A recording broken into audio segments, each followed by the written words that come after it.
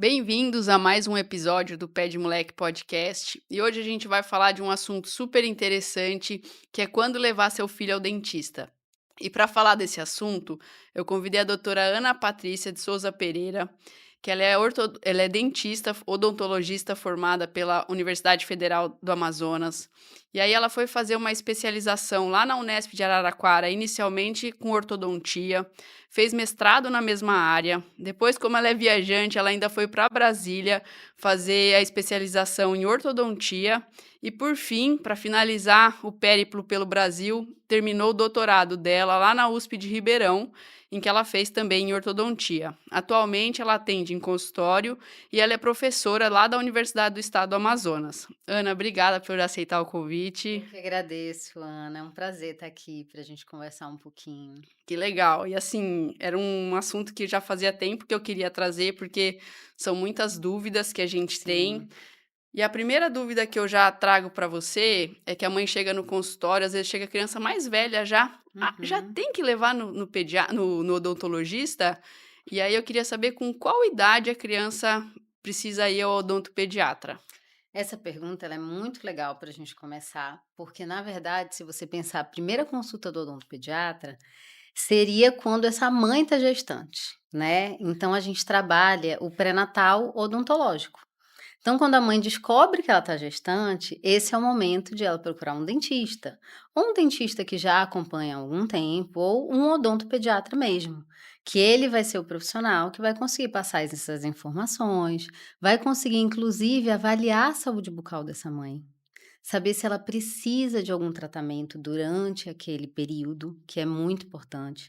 Aí a gente começa desmistificando aí, na verdade, um mito popular, onde as pessoas falam: "Ah, mas a gestante não pode receber tratamento, perigoso para o bebê". Na verdade, é o contrário, né. Essa gestante, ela tem que estar com a saúde bucal dela em dia, ela tem que estar muito bem, para que não haja riscos para o bebê, né. Hum. Então, essa primeira consulta eu diria que começa nesse momento. E ela vai receber todas as informações relacionadas a possíveis patologias, aí a técnica de escovação, uso do fluoreto, e aí tudo que vai ser necessário para quando esse bebê chegar. E aí, para tendo esses cuidados iniciais, eu preciso esperar depois que o bebê nasce o primeiro dentinho para eu começar a higienizar? Muito importante também essa pergunta, né, que seria assim: "Ah, qual é o momento ideal, né, a gente tem que limpar a boca do bebê, não tem que limpar a boca do bebê". O que que acontece? Nessa consulta já dessa gestante que já foi no consultório, ela já vai receber todas essas informações. Se você for pensar, não existe nenhuma evidência que vá indicar que a boquinha desse bebê sem dente, né, porque a priori o bebê ainda não vai ter os dentes, ela não precisa ser limpa, mas tudo bem, você pode pegar uma gaze, de preferência estéril, com uma água filtrada, e fazer ali a limpeza da boquinha do bebê, né, remover o excesso de leite, limpar ali o cantinho da boca. Isso não seria nenhum prejuízo, mas é importante que seja pontuado que essa limpeza, ela não tem uma relação de que vai prevenir aquele bebê de doenças, Hum. né, nem a candidíase e muito menos a cárie. Não existe uma comprovação, não existe um consenso científico disso, né. Mas eu acho legal ela fazer essa limpeza. Eu até converso com algumas famílias que ela faça, sim, uma pequena manipulação na boquinha do bebê, porque esse bebê já vai ser acostumado a quando ele ter o primeiro dentinho, de que a mãe vai ter que manipular. Que a boca é muito aquele órgão mais importante para eles, né, É fase verdade. oral, então, aí sim, aí é um outro momento, esse bebê tem o dente, ela vai precisar escovar. E de preferência com uma escovinha assim, né, a escova de dente é algo que não é tão difícil de ela escolher, de preferência não usar aquelas dedeirinhas de nylon, porque Ah. ela não vai ter a cerda adequada para desorganizar aquele biofilme, para conseguir limpar o dente da maneira correta. Então aí a gente já entrando no assunto das escovas, né, as escovas elas são fáceis até de você escolher.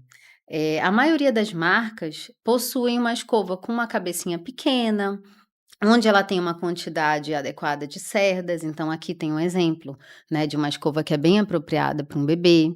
Essa outra também pode ser usada num bebê, pode ser usada numa criança um pouquinho maior, onde eu tenho cerdas bem macias Hum. e ela tem a cabecinha pequena.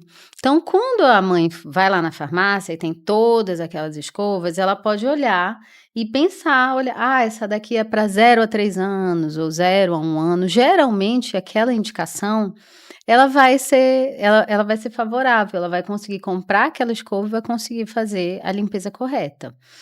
Se a gente for pensar no dentifrício com flúor, né, na pasta de dente, eu acho que até a escolha da pasta de dente, eu acho não é uma opinião minha, né, é uma opinião aí de todas as associações de odontopediatria e associações médicas também, né, brasileiras, americanas, que indicam o uso do flúor a partir do primeiro dentinho. E por que que eu acho mais difícil a escolha? Porque quando ela vai na prateleira, aqui é um exemplo, olha só. A gente tem uma pasta de dente sem flúor, tá escrito aqui sem flúor, e aqui eu tenho uma idade de 0 a 5 anos. Só que eu não posso ficar com uma criança sem flúor, né? Até 5 anos de idade, nossa, seria muito ruim. Então, qual que é a indicação? A partir do primeiro dentinho, já tem que ter um dentifrício com flúor. Então, se ela olha essa pasta de dente sem flúor, ela vai ficar confusa. Então, como que a gente indica que essa mãe compre a pasta de dente? Ela vai ter que olhar uma quantidade adequada de flúor. Essa aqui, por exemplo, tá pequenininho aqui atrás, a gente tem 1.100 ppm. Essa concentração é uma concentração adequada. Abaixo de 1.000 ppm, ela vai funcionar como se Como sem fosse sem flúor. flúor. E é muito importante que esse bebê e essa criança tenha o flúor ali presente, né. Outro mito, não pode usar flúor no bebê, ele vai engolir o flúor é perigoso. Se o flúor fosse perigoso, Botaria na pasta. não teria o endosso, né, das associações médicas. Ele é perigoso se a gente usar uma quantidade muito grande. Então essa é uma outra informação que ela vai receber na consulta. E qual seria essa quantidade adequada? 1 grãozinho de arroz cru para uma criança de até 3 anos de idade e uma criança maior, a quantidade de 1 grãozinho de ervilha, né. Quantas vezes no dia? Então, 2 vezes por dia, a escovação com fluoreto, ela já está bem interessante. Aí essa criança que vai para a escola, né, e aí é legal que se for uma criança principalmente abaixo de 3 anos, não tem um reflexo ainda de cuspir, aí você pode mandar na mochila sem flúor, que aí Que daí ela vai fazer, ela não tem é necessário a supervisão. Porque se ela consumir, se ela engolir, ela vai engolir, o bebê vai engolir essa pasta, a concentração é muito pequena. Então a quantidade que ele vai engolir não vai fazer mal, frente ao benefício que o fluoreto vai, proporcionar, né. Então acho que a escolha da pasta é mais importante até do que a escolha da escova, né. E mais ou menos o fio dental, com quanto tempo Vamos precisa pensar usar? no fio dental, né. Os bebês pequenos, eles vão ter poucos dentes, né, e geralmente o que que eu vou ter? Os dentinhos com espaços.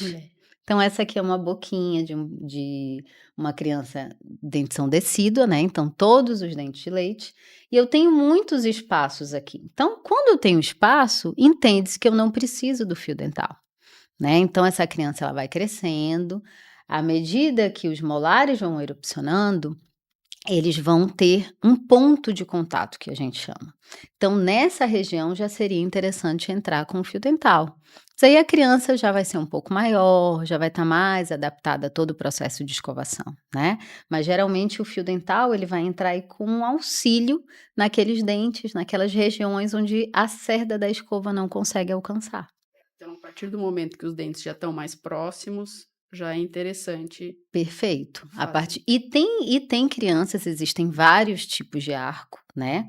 Esse aqui é um arco onde existe os espaçamentos anteriores, então aqui tranquilamente dá para você aplicar a técnica, se quiser a gente fala um pouquinho dessa técnica Podemos. também, né. Agora aqui nos molares, essa cerda não vai conseguir entrar ali entre os dentes, né, e não é nem muito problema o ponto de contato, é embaixo. Então, embaixo do ponto de contato fica ali. Dependendo da dieta dessa criança, vai ser muito ruim, porque aquela região não aquele biofilme não vai ser desorganizado. E o fio dental vem com esse intuito, né. Então já pegando o gancho, Da falando da técnica. técnica, né, a escova ela tem que ser pequenininha, tem que ser uma cabeça adequada para que não machuque a criança. E a gente brinca em falar que a técnica é bolinha, vassourinha e trenzinho, Trenzinho. né. Então, por que bolinha, vassourinha e trenzinho? A bolinha, ela vai priorizar os movimentos circulares, que ele vai proteger e massagear a gengiva. Então, eu não vou pegar a escova e eu não vou fazer isso aqui, né? Eu vou tentar priorizar um movimento circular. Então, isso seria a bolinha. Certo. A vassoura seria justamente você inclinar levemente a cerda da escova aqui 45 graus e fazer o movimento de varredura. Então, Hum. no arco superior, eu vou fazer isso aqui, né, de cima para baixo, e no arco inferior, de baixo para cima. Então, essa é a vassourinha, que é o movimento mais desafiador, né? Que a criança ali não para, às É. vezes é difícil. Não deve ser feita só pela região de fora, tem que ser feita pela região interna também. Certo. Então, aí a vassourinha aqui dentro, né? Aqui pode se colocar nessa posição e por fim, o trenzinho, que é onde vai amassar, mastigar os alimentos, e aí a escova pode vir dessa forma. Importante também limpar essa língua dessa criança, né. Então algumas escovas como essa aqui, ela já apresenta um raspador de Uhum. língua, que ele é um raspador bem confortável, porque muitas crianças têm uma certa ânsia na hora de higienizar a língua. Então ela vai fazendo uma limpeza mais delicada. Então também tem que remover aquela saburra ali da língua, que além de ser algo que vai acumular uma quantidade maior de bactéria, pode estar relacionado à halitose infantil. É uma das Hum. principais causas de halitose infantil, é a ausência da limpeza da língua, né, que também é bem importante. Então, seria basicamente esses movimentos, né, que os pais vão precisar Aprender. realizar, aprender e colocar em prática, né. Não é tão fácil, não é uma tarefa tão fácil. E daí você falou 2 coisas que eu vou querer saber. Uhum. Uma que também vem muito no consultório, assim, lá pelos 4 meses as crianças têm já essa mania de ficar com a mão na boca. E aí os pais falam: "Ah, já tá nascendo o dentinho". E aí Uhum. mais ou menos, daí eu falo: "Não, ainda tá um pouco cedo, mas pode até ser". Com que idade a gente espera normalmente os primeiros e até que idade a gente tolera que esses dentes saiam? Perfeito. É importante a gente pensar em intervalos, né. Hum. Existem crianças, até uma condição genética mesmo, que vão começar a trocar os dentes, digamos que de maneira precoce. O que Uhum. que seria esse precoce? Se você for para a literatura e for olhar essas tabelas, a partir dos 6 meses, né, mas tem criança que com 3 meses, 4 Hã. meses, às vezes 2 para 3 meses, está começando a aparecer um dentinho, né. E tá tudo bem, ela tá ali no intervalo aceitável. Agora, a criança, 6 meses, 8 meses, 9 meses, 10 meses, 1 ano, não tem nenhum dente na boca, é interessante que se faça ali um exame radiográfico, né, porque aí ele foge um pouquinho ali daquele intervalo, não quer dizer que tem algo anormal, Certo. mas aí é importante investigar se a criança tem 1 ano e pouquinho, 1 ano e 2 meses, não apareceu nenhum dente, a gente faz ali, colhe alguns aspectos de anamnese também, né, que às vezes tem alguma relação de ter que não é um atraso, é uma é um intervalo para aquela criança.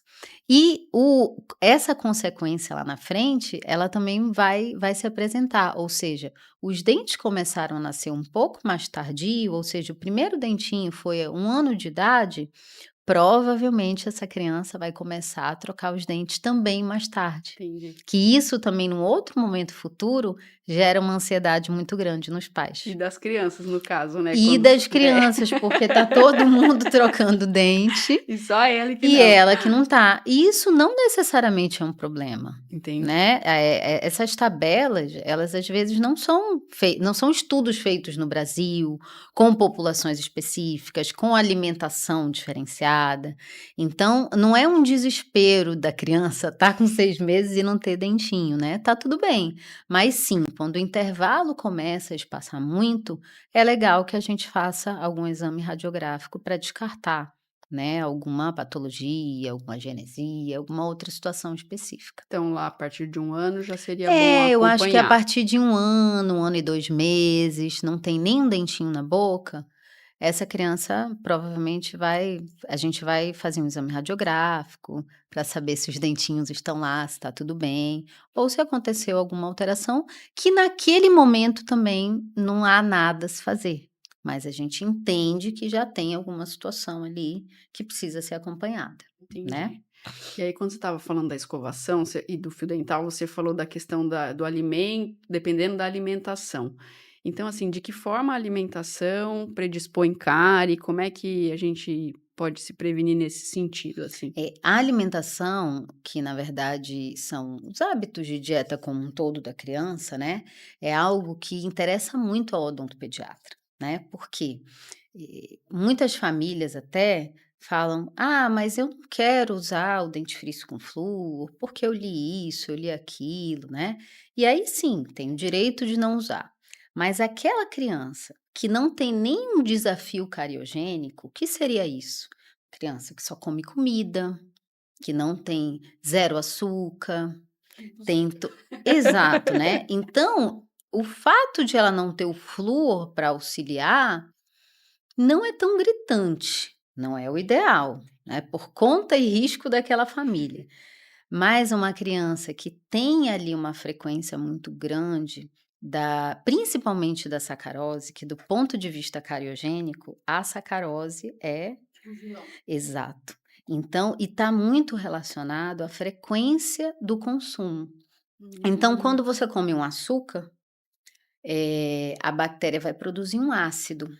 Esse ácido altera o pH da saliva, e aí esse pH vai cair. No momento que esse pH vai cair, se lá no meio do biofilme, que é aquela sujeirinha que está lá grudada no dente, o pH está bem baixo, o que que acontece? Aquele ácido começa a desmineralizar o dente. Então ele começa a perder mineral.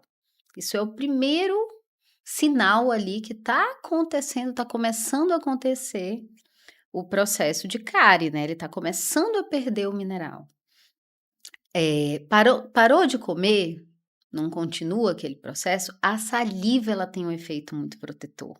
olha, Então a saliva ela tem um efeito de remineralizar, então ela repõe aquele mineral perdido.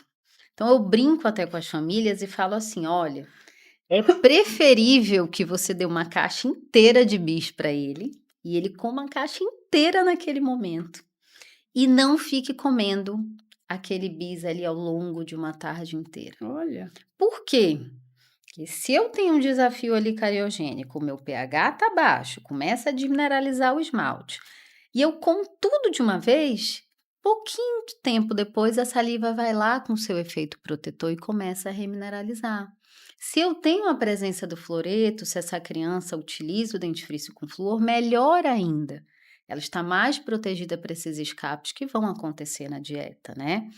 Agora, se a criança tem uma frequência muito grande e ela fica ali ingerindo toda hora, não dá tempo. Hum, Desmineraliza, remineraliza, desmineraliza, não dá para remineralizar, então desmineraliza tudo e aí a cárie acontece, fica mais propício a acontecer, né. Então sim, a qualidade da dieta ela é muito importante. Porque se a gente pensa na sacarose como um vilão, a criança que não come nada de sacarose, então, obviamente, que ela tá vai ter protegida, ela né? vai ter desafios muito menores. E não só a questão da sacarose, mas também refrigerantes ou sucos muito ácidos podem predispor a outros problemas que não seja necessariamente a cárie dentária. Né, então tem aquela criança que fica ali o dia inteiro, a boa parte do dia, sucos ácidos e refrigerante, e aí vai desmineralizar o esmalte e vai causar erosão, que é um outro problema bem comum que a gente observa também. Nossa, Então a dieta tem sim um tudo a ver, papel né? muito importante. Tanto é que na consulta isso é debatido, isso é perguntado, como é que é essa rotina dessa criança, qual o tipo de alimento que ela come, né? Quantas vezes ela faz as refeições. Então isso é bem importante. Nossa, e tem alguma coisa aqui da nossa realidade da região norte que você veja mais, tanto com relação à alimentação, que de repente possa interferir, ou com algum hábito do pessoal aqui do Amazonas que seja diferente do que você viu nas outras regiões? Assim, né, se a gente for pensar, comunidades ribeirinhas, por exemplo, que não têm acesso a doces, né, a esse acesso todo a esses biscoitos, essas balas, e eles têm aquela dieta um pouco mais controlada ali, com menos açúcar, né. Tem algumas comunidades indígenas, o índice de cárie ele é menor, Que legal. né, do que comparado com a capital, por exemplo, a criança que já tem todo esse acesso. Isso pode explicar também pode explicar não, isso explica a questão da dieta, né, com relação a essa interferência aí do meio, né, nesse sentido. Que Mas legal. nada algo que me chame muito atenção não. Nada muito É, específico, nada né? muito específico não, mas assim, comunidades mais isoladas, é muito carente de estudos, né, então a gente não tem muitos estudos epidemiológicos que eu possa afirmar isso. Entendi. Mas sim, se você for visitar ali uma comunidade isolada, uma comunidade ribeirinha que não tem acesso a esse tipo de substâncias, provavelmente ela vai ter uma proteção maior, vai ter um índice de cárie menor, Que legal. né. E um terror, eu acho, dos pais e dos Uhum. pediatras também é a questão dos traumas. Que parece que a criança tem um tropismo para enfiar os 2 dentro da frente. É.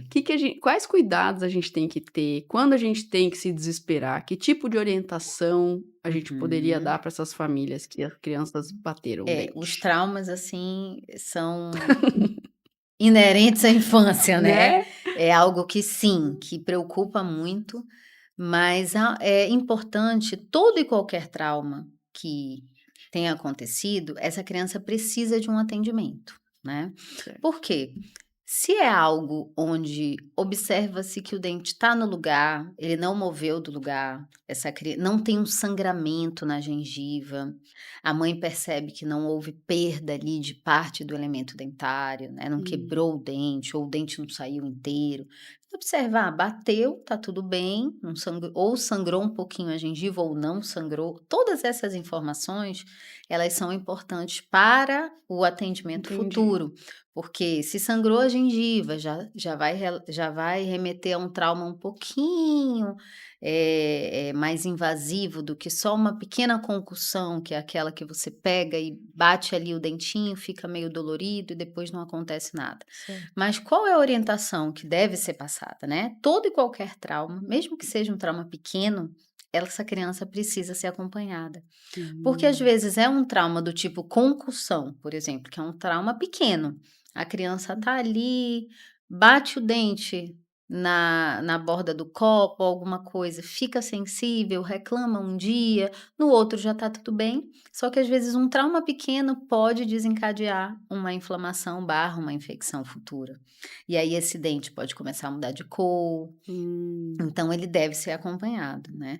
Outra situação importante de a gente pontuar com relação a trauma, é como você falou, a exposição dos incisivos, que aí isso tem uma relação direta com a maloclusão.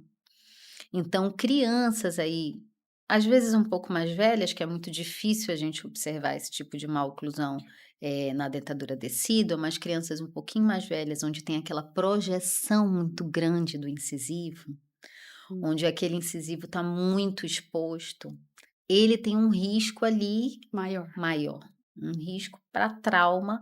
Aí esse seria um dos indicativos até de tratar essa Nossa, má oclusão, é tratar esse mesmo? problema, porque o dente está muito exposto ali, né. Então ele tem um risco a trauma diferenciado.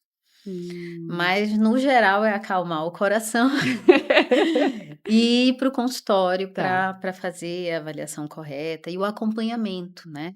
Geralmente, na maioria dos traumas mais leves, a gente realmente só acompanha para ver o que vai acontecer ali, e traumas onde você tem um comprometimento de mudança de posição de dente, onde ele entrou, que a gente chama de intrusão, né, aí exige manobras ali cirúrgicas um pouco mais elaboradas. Nossa, dá até aflição.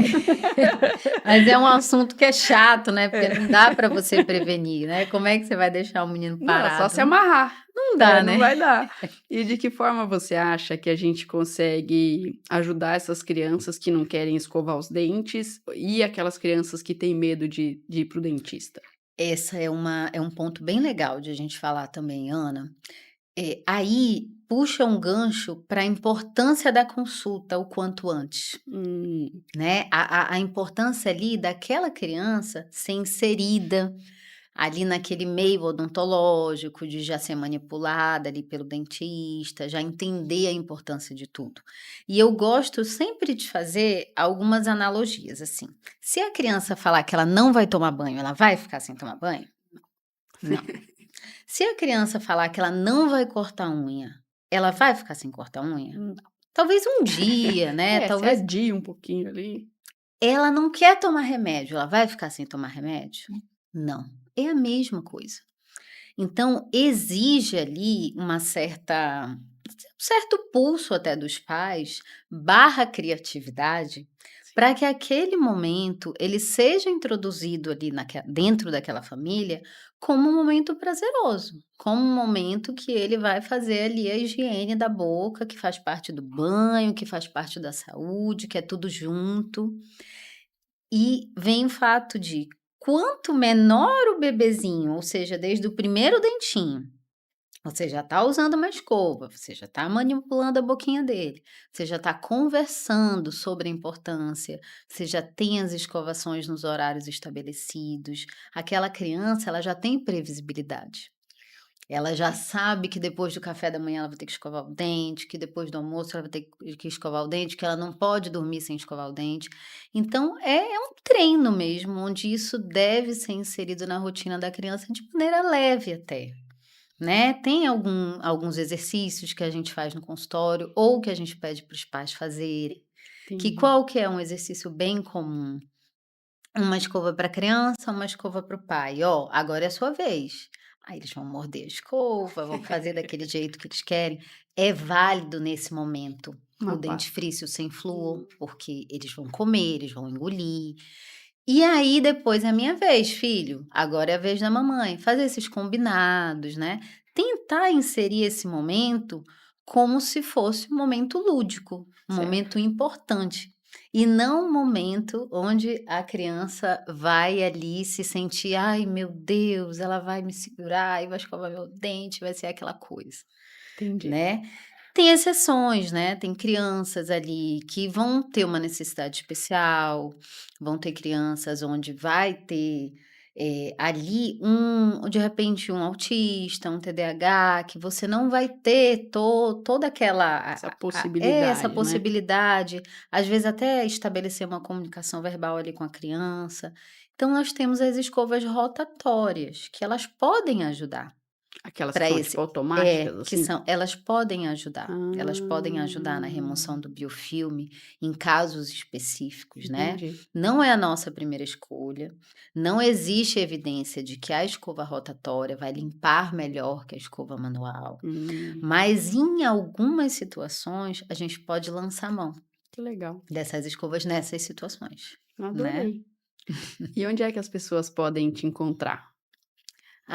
Podem me encontrar, eu sou professora da UEA, né, então a gente está lá na policlínica para atender toda a comunidade, então a nossa clínica de odontopediatria funciona terças à tarde, quartas de manhã, que a gente está aberto ali para atender o público, e podem me encontrar no One Dental Center, né, no Instagram do consultório, que aí One eu Dental One Center. Dental Center, @One Dental Center, Legal. que aí a gente tem ali um consultório, né, para atender também a demanda de Que todo mundo. que legal. Queria te agradecer mais uma Eu vez. que Foi agradeço a muito legal. oportunidade, Ana, Eu obrigada. que agradeço. E para vocês que ficaram até o final, a gente está aqui todas as segundas-feiras, às 8 da manhã, Curta nosso conteúdo, compartilhe com seus amigos, se inscreva no canal para que esse conteúdo possa chegar a mais pessoas. Obrigada.